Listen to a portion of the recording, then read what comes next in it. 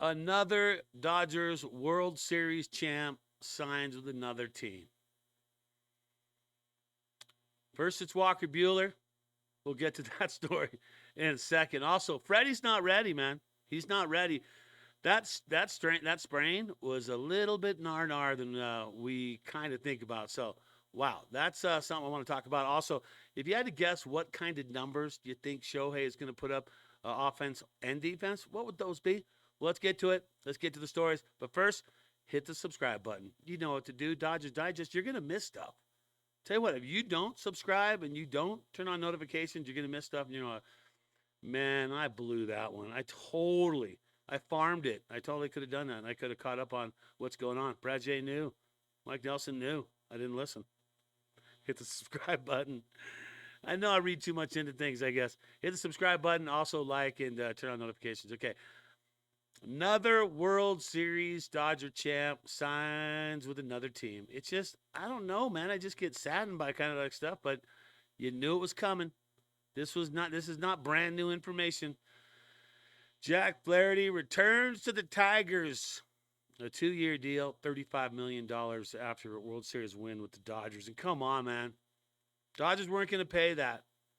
You don't get Sasaki. You don't get Snell. You don't do what everything they did and think that you're going to retain Flaherty. And the Dodgers I don't think, would have put $35 million into him either. I mean, that's my opinion on this. We knew this was going to happen. He was hanging around way too long. I mean, not on the Dodgers, but hanging around too long in the free agency.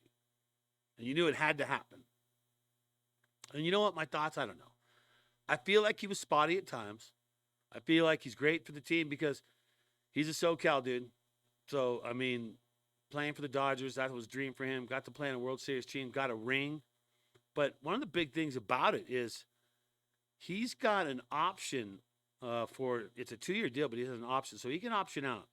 So if the Dodgers, let's say everybody was injured and everyone was banged up and everybody has duct tape on everything and basically they couldn't get through the season and he had the option on the next year, maybe there would be a reunion. Okay. But I don't think you ought to hold your breath on that one. Okay. Freddie's not ready. Freddie is not ready. Okay. We all saw the injury and then he played on it. Okay? That's not a good thing. You don't want to play on a gnarly injury like that. And he did just that. He played on that. That was a severe sprain. And so it does some more damage than you think. And so now he's just got to kind of play the game and see if he's going to be able to play in time. And here's what Dodger Nation, the boys over there, what they had to say on X. Freddie Freeman doesn't expect to participate in spring training, but will participate in live BP and workouts. Freddie also says he expects to play in the Dodgers Tokyo series. So, okay. Here's the deal. So, what do we do with Freddie? DH to start. That's an obvious thing. So, if he's going to get some spring training and they want him to get in there a little bit, it's just going to be as a DH. Just have him hit. That's what you want to do. He says he's going to be ready by Japan. Okay, that's a big series. That's 2 games that you want to be ready for because those count. That's not spring training. That's the real thing. Okay, but like I said, a bad sprain, and I say we're not going to see too much of him for sure in the season early or for spring at all. I think towards the end of spring, maybe mid spring, they kind of bring him out and give an opportunity just to be that guy and be a DH and get out there and play. All right, now what do you think? Okay, so I saw this article on Fangraphs about what they predict Shohei numbers will be, 2-way stats. And so for me, I look at that and just go, how could you predict? Because you don't even know how much. Because I've always said, I feel like the Dodgers aren't going to use him as much as a pitcher as a lot of people think. And I've said this from day one. I've said this. And the more that they add more guys to it, the more his bat is very important to the team. And so that puts a big strain on yourself. If you're doing that and you're pitching and you're hitting, that's not easy to do. Right? Especially on the level that he does it. So you got to look at that and just go in itself. I don't think these numbers, that's great that they put these numbers out, but I don't know how accurate are these numbers. Okay. So there's there's the numbers right there as far as offense goes with the ERA at the bottom. Like, I don't know if you need him with a 3.48 ERA. If you got 4 or 5 other pitchers doing better than that, keep him with the bat in his hand, right? So those are numbers. You think that's the 43 home runs, like less home runs, because if he's pitching more, obviously he's going to have less home runs. You're not going to have more home runs if you're pitching, because he did not pitch last year, and we saw the numbers he put up, right? So what else? What are those pitching numbers? Okay, so the same model. So this is some sort of like computer AI thing where you punch in what he's going to be doing the next season. You punch those in, and then you come up with a number.